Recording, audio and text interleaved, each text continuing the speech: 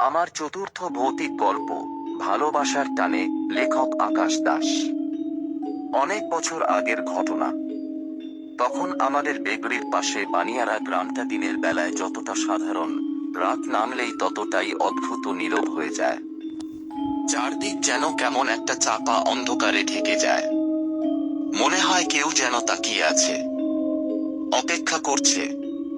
রতন আর তার ছোট্ট মেয়ে সুনিতার গল্পটা এই গ্রামেই আজও ফিস করে মানুষ বলে। রতন মারা যাওয়ার পর প্রথম কয়েকদিন সুনিতা কিছুই বুঝতে পারেনি। সে শুধু বাবার জন্য অপেক্ষা করত। বাবা আজও আসেনি কেন? গ্রামের লোকজন দয়া করে ওকে খাওয়াতো, কেউ কেউ সান্ত্বনা দিত।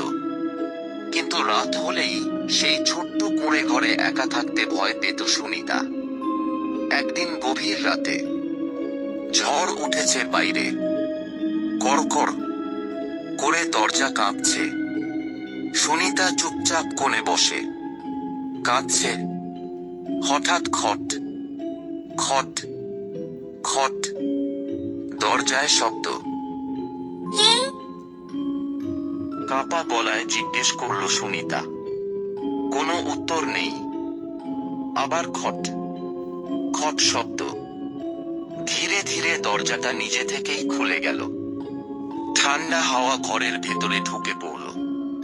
প্রদীপটা হঠাৎ নিভে গেল। অন্ধকারের মধ্যে সুনিতা দেখল দরজার সামনে একটা ছায়া দাঁড়িয়ে আছে। ছায়াটা ধীরে ধীরে এগিয়ে এলো। সুনিতার বুক ধড়ফড় করছে। সে চোখ বন্ধ করে ফেলল। তারপর একটা পরিচিত গলা। ভয় পাস না মা, আমি এসেছি। চোখ খুলে সুনিতা দেখল তার বাবা রতন। কিন্তু ঠিক আগের মতো নয়।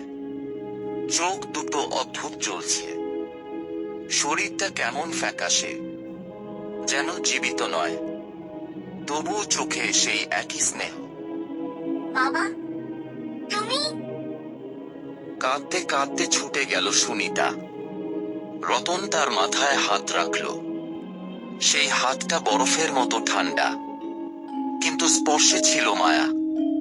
সেই রাতের পর থেকে রতন আর যায়নি। দিনের বেলায় কেউ তাকে দেখতে পেত না, কিন্তু রাত হলেই সে এসে মেয়ের পাশে বসে থাকত। তাকে খাওয়াত, ঘুম পাড়াত। গ্রামের লোকজন বলতে লাগলো, ওই বাড়িতে কিছু আছে, আর রাত হলে আলো জ্বলে। কিন্তু কেউ ঢুকলে কিছু দেখা যায় না। এদিকে যে ডাকাত রতনকে মেরেছিল তার নাম ছিল হরিপদ। সে এক রাতে আবার গ্রামে ঢুকল। শুনেছিল রতনের ঘরে নাকি টাকা লুকানো আছে। মধ্যরাতে সে চুপি চুপি ঘরের ভেতরে ঢুকল। সুনিতা তখন ঘুমাচ্ছে। হঠাৎ ঘরের দরজা নিজে থেকেই বন্ধ হয়ে গেল। হরিপদ থমকে গেল। চারদিকে ঠান্ডা হাওয়া বইতে লাগলো। তার কানে ভেসে এলো, তুই আমার মেয়ের দিকে নজর দিস। হরিপদ ভয় পেয়ে চিৎকার করল, কে? কে ওখানে? রতন। কিন্তু এবার সে আগের মতো শান্ত নয়।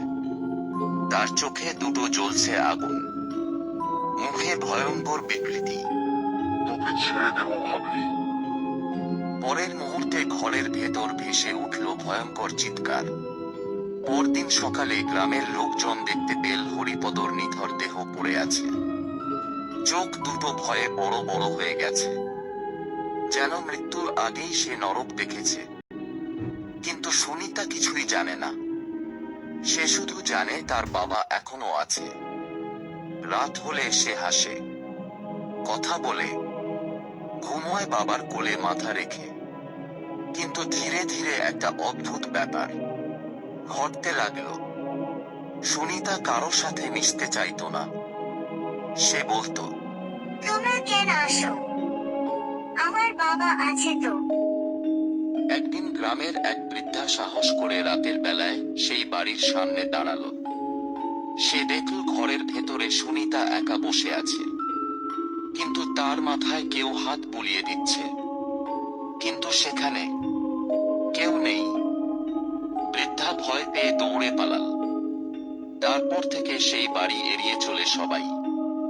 কিন্তু আজও নাকি মাঝরাতে বেগড়ির বানিয়ারা গ্রামে কেউ যদি ওই পথ দিয়ে যায়, তাহলে শুনতে পায় একটা ছোট্ট মেয়ের হাসি আর এক বাবার মমতা মাখা গলা। ঘুমিয়ে পড় মা, আমি আছি। আর সেই অন্ধকারের গভীরে একটা জল জলে চোখ সবসময় পাহারা দেয় তার একমাত্র মেয়েকে। মৃত্যুর পরেও